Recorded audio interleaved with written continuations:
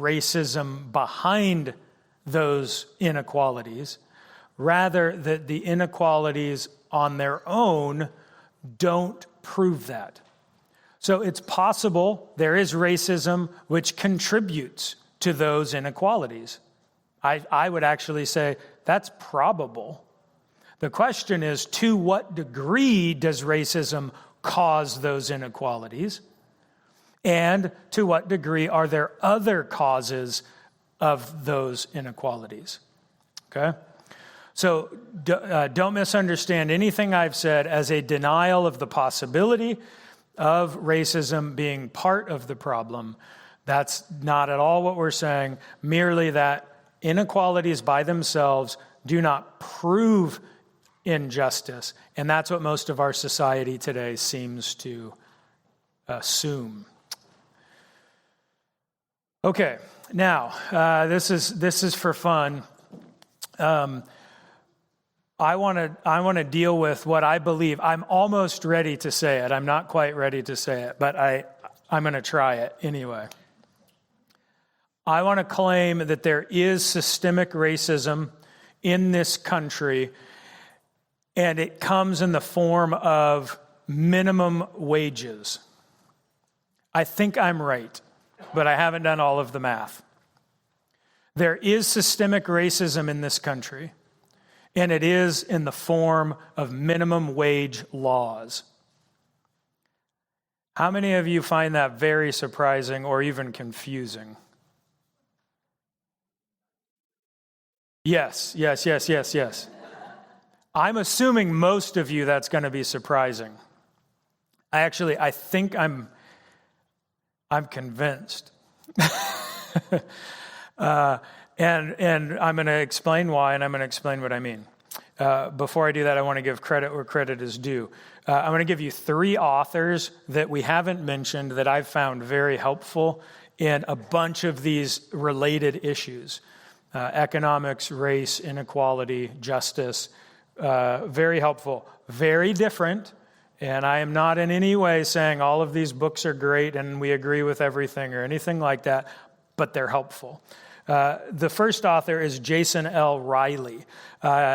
He is a Wall Street Journal columnist, and I found his writing very helpful. He wrote a book called False Black Power, and I haven't finished this one. The first one I read of his was called Please Stop Helping Us. That's the name of it. Please Stop Helping Us. Jason Riley. Second one you've probably heard of, Shelby Steele wrote a book called White Guilt, How Blacks and Whites Together Destroyed the Promise of the Civil Rights Era. He has a more historical perspective because he went through a lot of it. And I thought we fixed this 55 years ago. Why is it worse now than it was back then? Helpful. And then this is the one that I'm going to deal with first. Oh, this guy's awesome. Walter E. Williams. I love his way of thinking. He is a sharpshooter, straight shooter. That is, he does not pull punches. He is a professor at George Mason University, an economics professor. This book is called Race and Economics. Race and Economics. Let me read a quote from him. The thrust of the argument in the chapters that follow is that the most difficult problems Black Americans face, particularly those who are poor, cannot adequately be explained by current racial discrimination. Instead, most problems are self-inflicted, or, as will be the major focus of this book, a result of policies, regulations, and restrictions emanating from federal, state, and local governments. Okay? So that's the premise of his book. Excellent, absolutely fantastic treatment from an economics perspective, and quite distinct from Thomas Sowell in multiple parts. Sowell's an economist, and so obviously makes some economic arguments. Okay, so here's the fun. Where I'm going to come back to minimum wages and why I say they are an example of systemic racism. Okay, play a game. How many of you like peaches? Okay. How many of you like kumquats? They're the tiny little citrus fruit, about that big, mostly peel and seed, but there's a little bit of flesh. That's my experience anyway. Okay, so we got kumquats. None of you like kumquats. All of you like peaches. Okay, this is great. So we're going to play a little economics game. Okay, peaches, everybody likes. Kumquats, nobody likes. Problem is, kumquats are on sale for 50 cents a pound, and peaches are on sale for $50 a pound. You walk into the store, you wanted some peaches, and there you see peaches, $50 a pound, and you say, you're out of your mind. That's like $8 a bite. Hey, what are these things? Called kumquats. They're 50 cents a pound. I can buy a lot of kumquats. How many of you would maybe consider trying out a kumquat if those were your only two options? Or you might just decide, I don't want any fruit, forget it. Okay, now, the peaches know that they are superior to the kumquats. They've done statistical studies. They know that everyone wants them, but they're priced really high. The peaches want to be purchased for $50 a pound. But they can't while the silly kumquats are there selling themselves for 50 cents a pound. How could they get purchased at the price they want? They advocate to the store manager, it's not good for kumquats to be purchased for 50 cents a pound. It's going to damage their sense of well-being, value. What we need to do is institute a new law that says you can't buy kumquats for 50 cents a pound. It's not fair to the kumquats. See, all fruit is equal. And if these poor kumquats go on getting paid the miserable rate of 50 cents a pound, they're going to eventually no longer care about themselves. It's not going to be healthy for them. We need to encourage them, make them feel worth more. So what we propose is that we have a fruit floor. That is a floor in the pricing for fruit. And what we're going to advocate is that fruit not be purchased for anything less than $30 a pound. This is a minimum wage. Now you go into the store and you see your peaches, $50 a pound. And you see your kumquats, $30 a pound. Now, how many of you want to buy kumquats?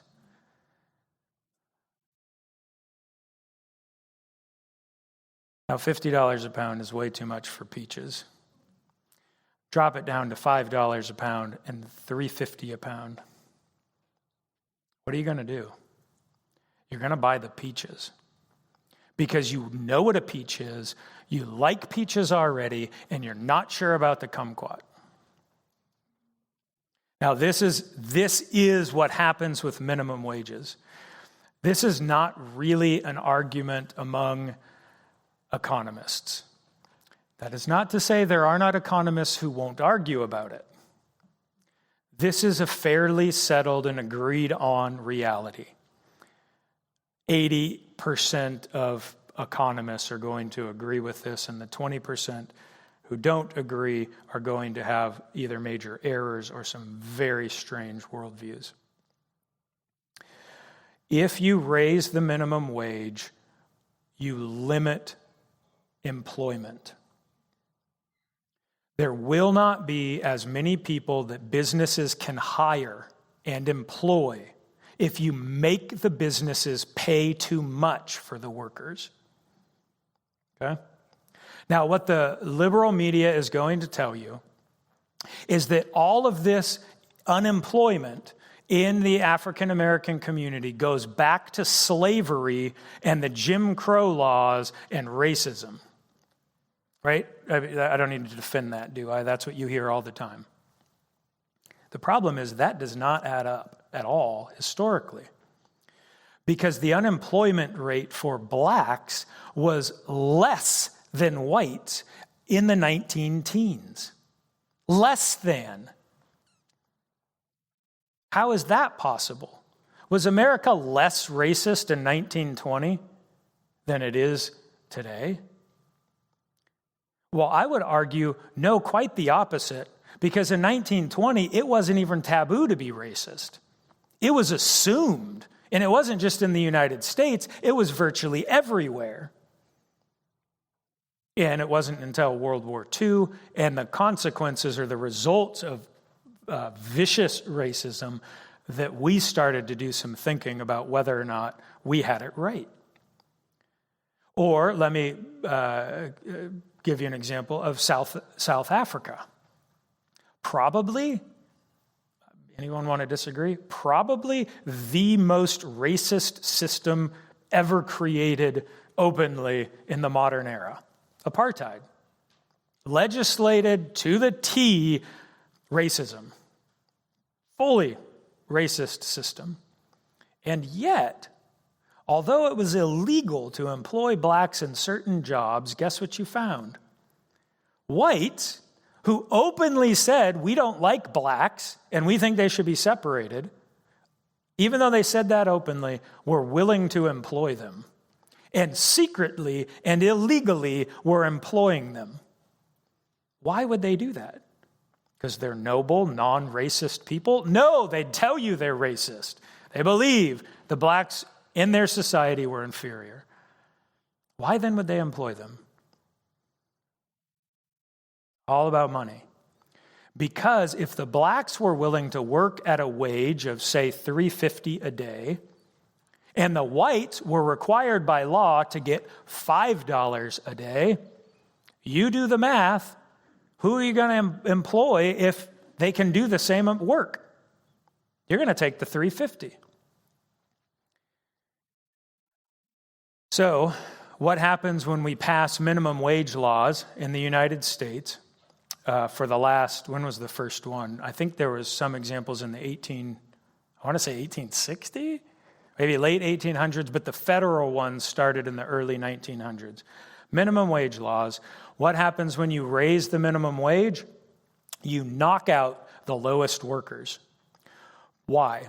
Because if I am not as skilled at Jeremy, and we both go to the store to apply for a job, and he has more experience and he can get more done than I can, what is my one advantage against him? I will work for less. He can do more work than I can. He can definitely do more. Well, this is hypothetical.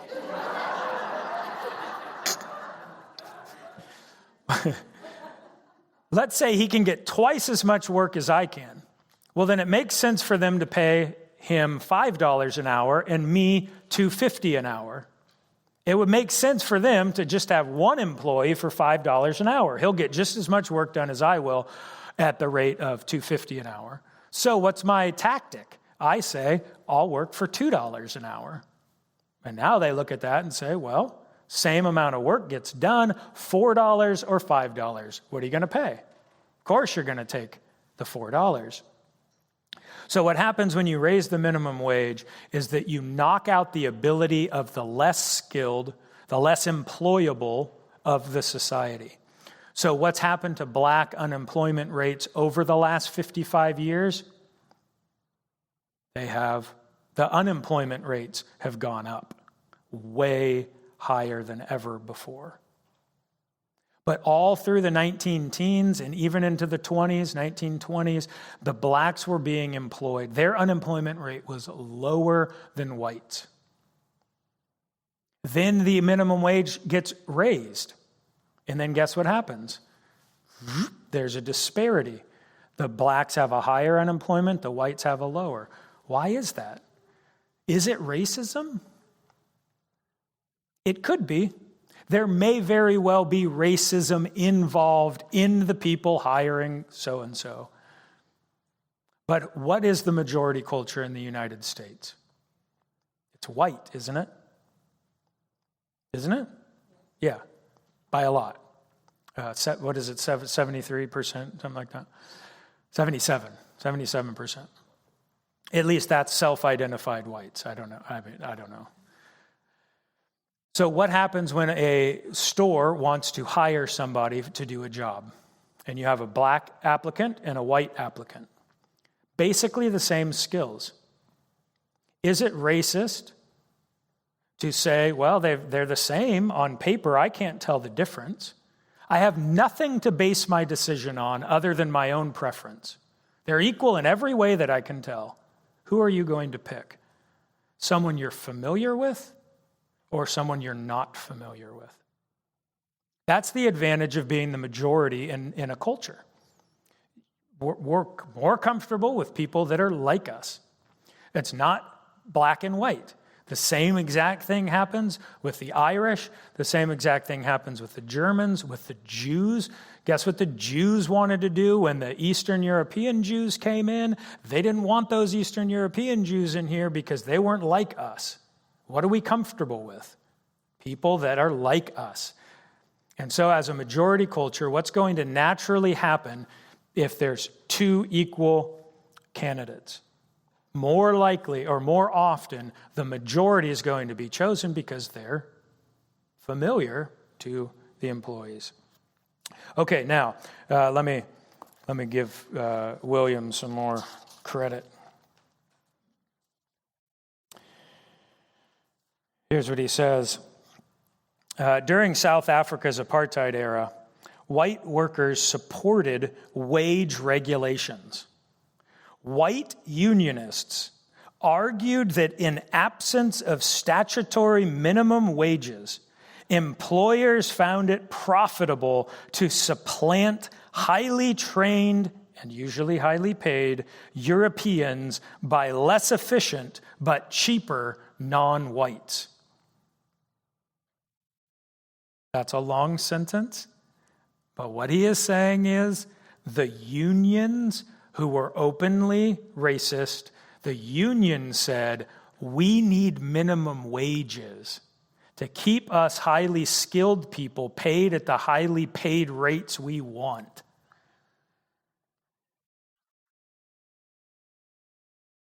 Right-wing white unions in the building trades have complained to the South African government that laws reserving skilled jobs for whites have broken and should be abandoned in favor of the laws we have forbidding blacks from working in these jobs so that we whites can keep the jobs. The laws are getting broken, they're not working.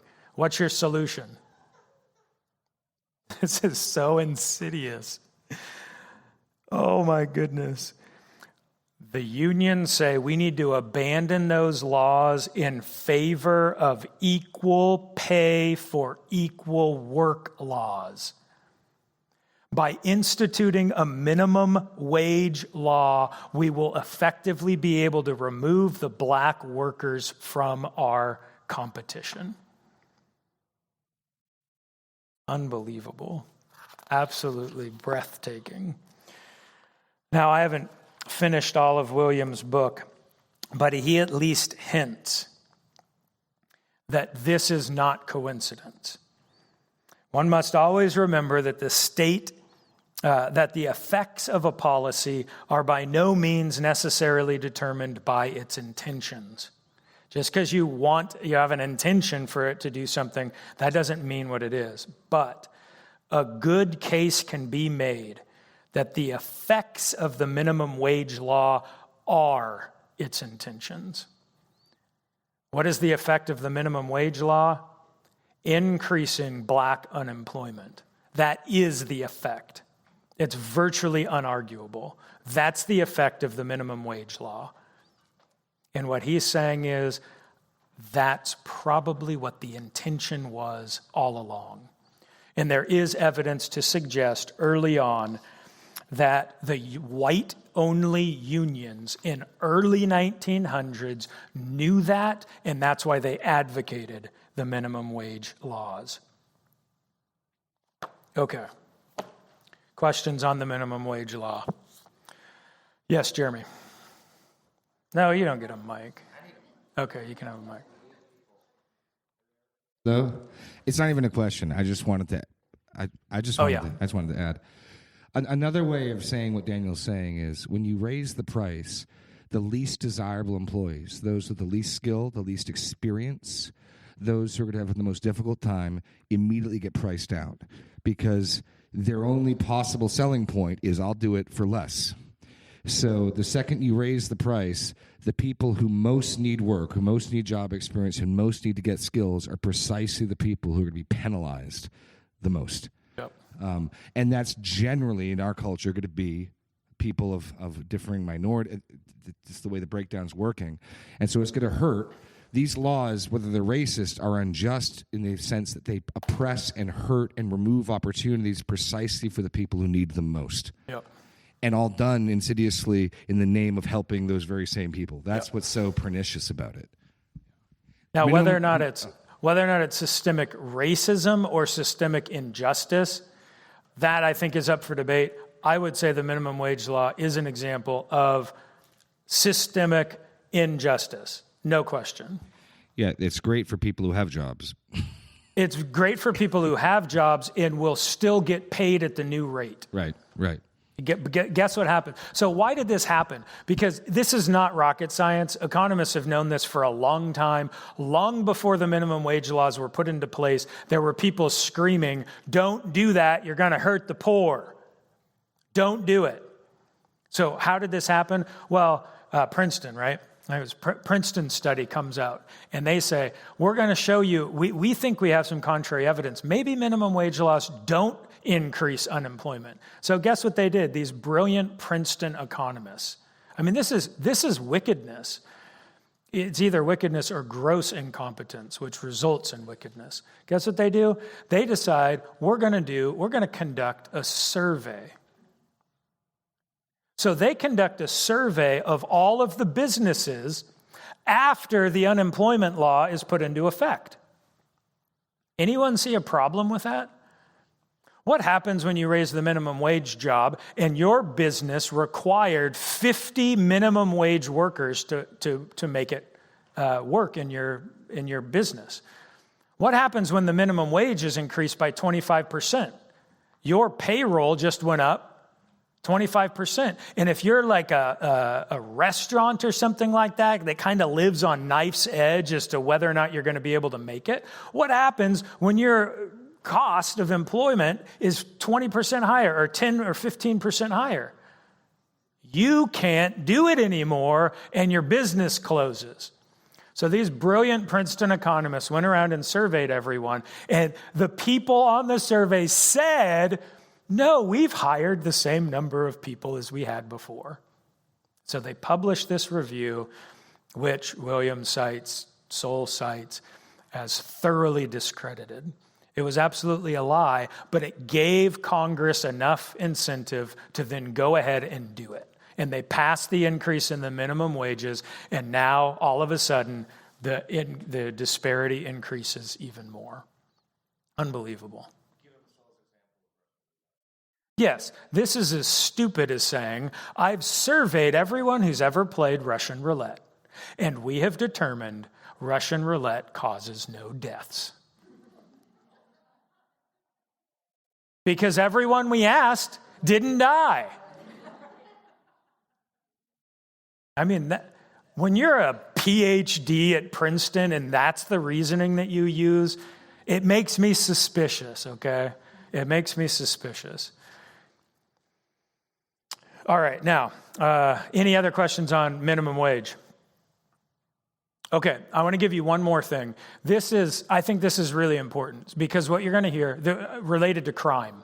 Okay, I gave you some of the statistics, 40%. And these statistics, the examples I gave you are just like the easy ones. There's more complicated, more advanced ones, but those are typical arguments, okay?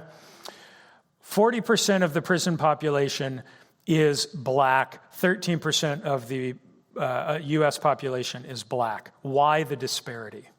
The assumption behind that is 13% of the population is black, therefore 13% of the population of prison should be black. That's clearly the assumption, right? That's the reasoning. That ought to strike you as idiotic. The reason is we are not all the same. Different groups are almost always distinct. Let's do it. Let me do this. What percentage of the U.S. population is female? Roughly 51%. 51% of the population is female. Therefore, following the same logic, 51% of the prisons should be inhabited by women. Otherwise, we have evidence that this is bias against men.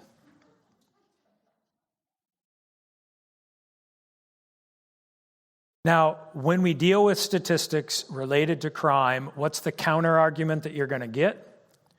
That's only because police are biased against blacks, and so they arrest more blacks.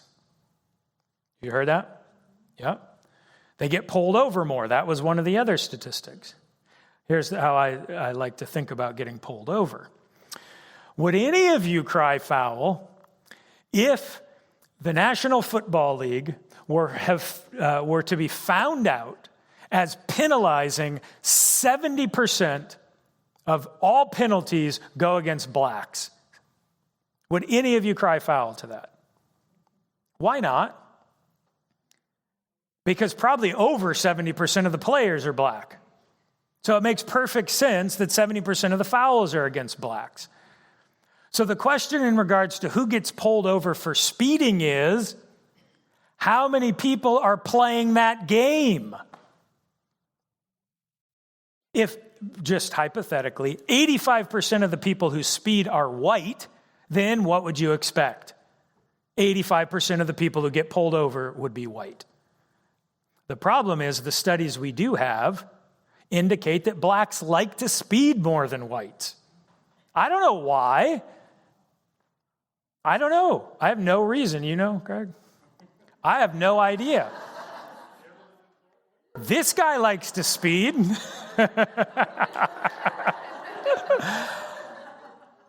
I have never been tempted to peel out and go as fast as I can down the road. I don't know why. It's not because I'm more righteous than someone else. It's just never appealed to me. Maybe I'm too scaredy pants and I don't want to get in an accident. But for whatever reason, there's more blacks playing the game of speeding. So is it surprising that more blacks are getting pulled over? No, it's not. But even that, the response is going to be, no. It's because the police are racist. And if if they're sitting and watching people go by and it's a black motorist or a white motorist, they're more likely to pull over the black motorist even if they're going the same speed. And there might be some truth to that. I think there may very well be some truth to that, but I think that's not necessarily racism. The fundamental question, and when we deal with crime, is if someone commits a crime, then they should be punished. You agree with that basic statement? If they commit a crime, it is just that they be punished. Okay? I think we should all agree with that. And if someone doesn't commit a crime, it isn't just to punish them. Can we agree with that? Okay. So the question behind the black and white disparity in crime, prison, sentences, etc., is, are blacks committing more crimes? But almost every response you get is going to say they only commit more crimes because the police go after them more often. So Sol helpfully says, it's pretty hard to hide bodies. The police, black or white, are going to have to deal with dead bodies. So what rate should we consider? We should consider the homicide rate. If we look at the homicide rate, it's pretty hard to hide a dead body and say, yeah, we're not going to deal with that dead person. Fair? So when we look at the black, white homicide rates over the last 18 years, 2000 to 2018. This comes from the FBI database. Okay?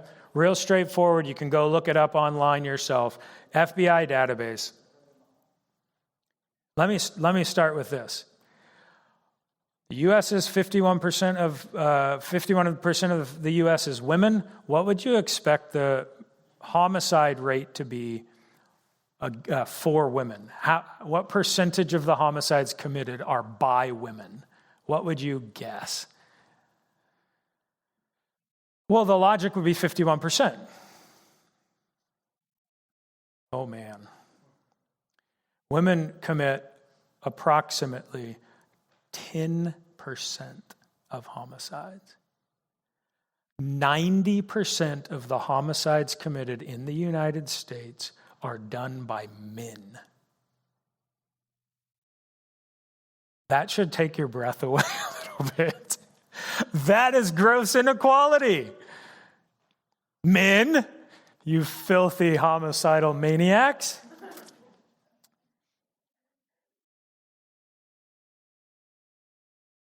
If men are committing far more homicides, what would you expect in terms of men's arrest rates for homicides? Should be way higher. How many people are playing the game of homicide? Men are playing the game much more, therefore men should be convicted much more often. Okay, now, I found that shocking. You know, only 3% of all homicides are women killing women. Only 3%. 62% of homicides are men killing men. Oh, but there's no difference between male and female. Okay, blacks and whites. Blacks killing whites, whites killing blacks, blacks killing blacks, and whites killing whites. Those are your four possibilities. Whites killing whites, whites killing blacks. Blacks killing blacks, blacks killing whites. According to this novel theory that everything should be equally dispersed, if 13% of the population is black, then 13% of the homicides should be committed by blacks. Right? Well, you'd be very wrong. The percentage of homicides committed, one more thing. Based on news coverage, what would you assume is the highest rate? What is the one of those four that the media always wants to talk about? Whites killing blacks. That accounts for 3% of homicides. 3% of homicides are committed by whites against blacks. Blacks commit 8% of homicides against whites. Also very low. Whites commit 46% of homicides against whites, and blacks commit 43% of homicides against blacks. That means that 89% of all homicides are within the race. But what is all we're hearing about and talking about? Whites against blacks or blacks against whites? Well, we don't hear that much. But those are the only statistics that you hear about. Blacks account for 51% of all homicides committed. Yet, they account for only 13% of the population. What does that tell you? It tells you that having an arrest rate 40% higher for blacks is that does not sound crazy any longer, does it? And longer prison sentences, incarceration rates, arrest rates, etc. Well, that kind of makes more sense. But we're not allowed to ask that question. All right. Yes. Even if at that point you want to argue, and some do, that cultural systemic issues predispose certain communities to crime, Even if you want to argue, well, the reason why this community is committing more of the murders than another community is because of systemic pressures upon them. Even if you grant that, it lets the arresting police officers off the hook because they're at least acting rationally and sanely. So you can agree with that and still say, but I think the reason why this community is doing more crime than that community has to do with systemic racism. But it does at least answer the arrest issue.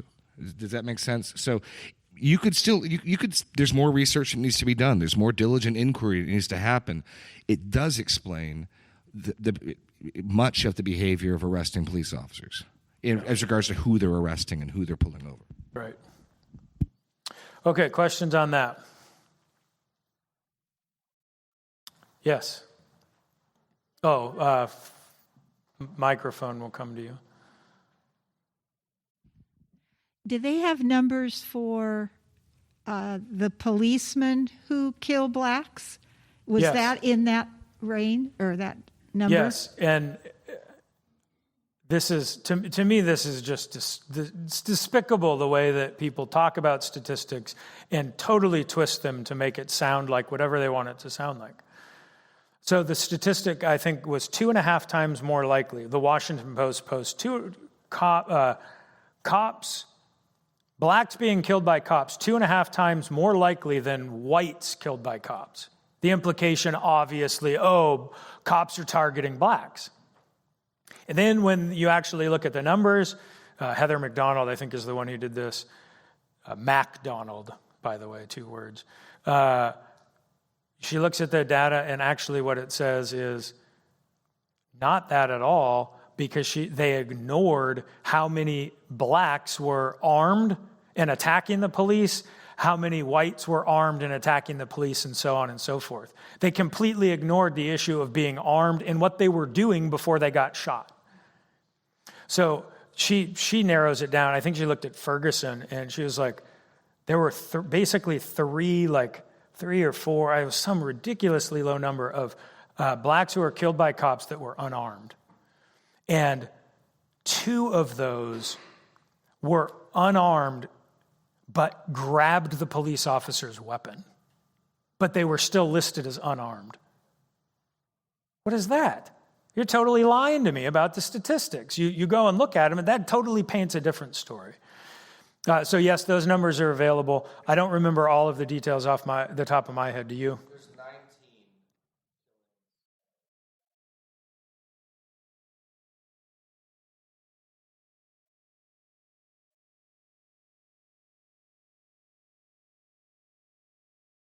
And that would be out of approximately 6,000 homicides.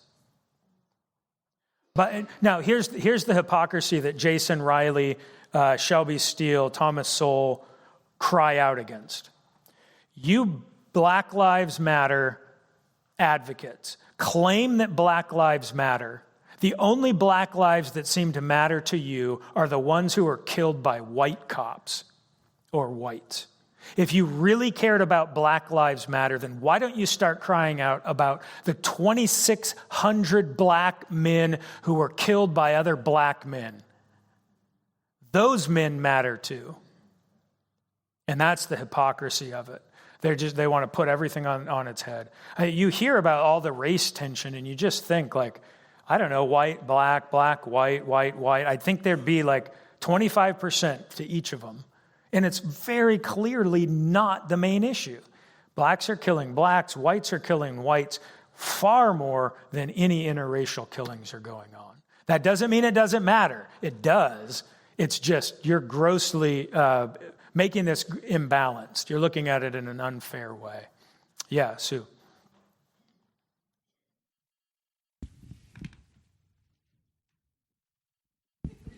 Thank you.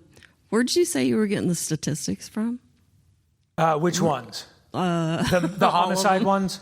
I know all that. The homicide statistics that I gave you come directly off of the FBI's website. Publicly available data, FBI publishes homicides. They're usually about 1.5 to 2 years behind because they don't always know at the time who did what and who was whom and all of that. They're sorted out and they publish it roughly a year later. So 2019 should be coming out soon.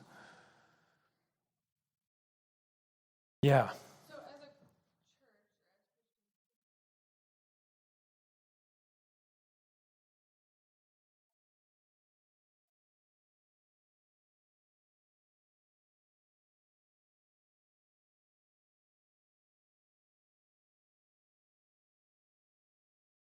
Mm-hmm. Yeah, so this comes back to, I think, the fundamental issue in Christianity. Love your neighbor as yourself. The question is, what neighbors can you love? What access do you have to the poor, to those in ghettos? And maybe that should be a motive for us to move or live somewhere else or make different friends. But fundamentally, the person that I need to love, that we need to love, are the people in front of us. And I don't mean the people in this room. The people in front of us, the people that God brings across our paths. So we're going out to work. We got a job here in Des Moines. We got a job in Minnesota. We got a job wherever. Wherever you're going, the Lord brings you to those places. Love the people in front of you. Love them. Do what you can to bring them the gospel. And not just the gospel, but there's a real value in being able to work, to learn discipline, the fear of the Lord. I mean, that's valuable inherently. So I think, yes, we should be addressing this, but I think the only real way to make this change is on an individual level. Now, we may, as individuals, be able to appeal to our legislators to change laws, to make a difference. The problem that I see is all the legislators want to do is add more laws to increase minimum wage, increase affirmative action, increase or decrease housing costs, supposedly, rental rates and stuff like that.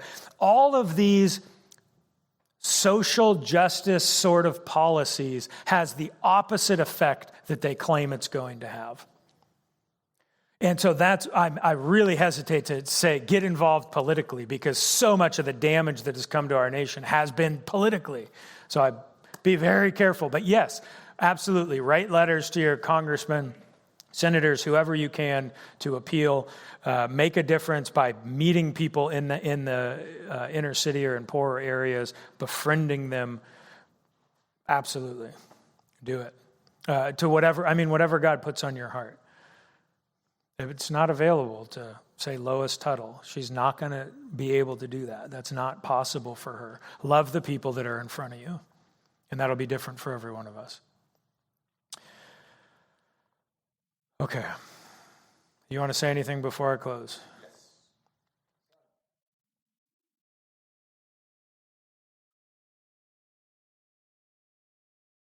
Let me say this and tell me if you'd agree. Daniel, one of the things Daniel's just done in this ABF is given counter, and I think very plausible counter explanations to the inequality of outcome, the statistics that were cited. And I tend to agree with the direction where that's going. All that really matters, though, is the second you raise a valid or viable counter explanation, now you have to do the real diligent inquiry to get to the bottom of it. So I just want to make it clear. It's not as though listing some counter statistics ought to equally persuade you the other way. Rather, the second you realize there's more than one way to explain the statistics, now biblically do your diligent inquiry or suspend judgment. Say, I don't know. This is complicated. There's a lot of factors. There is no easy answer.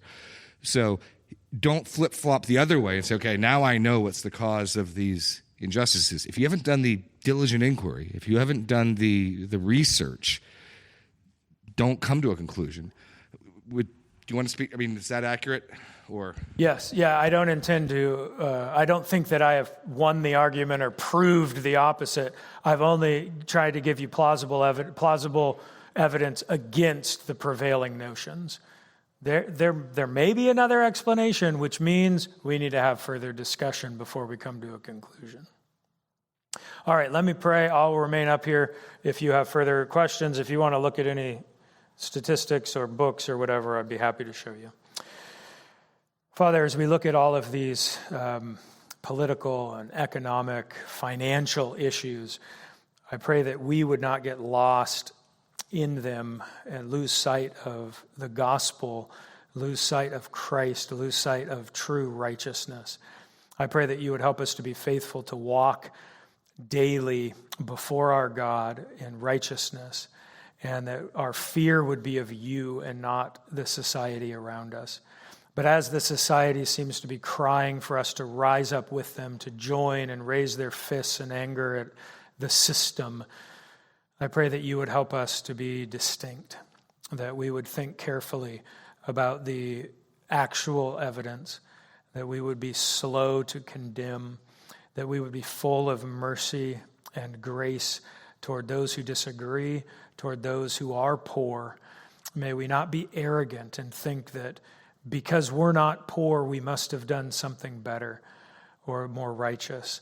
But instead, may we be compassionate and merciful as you are. Be humble, knowing that we did not earn what standing we have, but you have been gracious to us. And I pray that we would demonstrate that character to our neighbors and to those we cross paths with. In Christ's name I pray. Amen.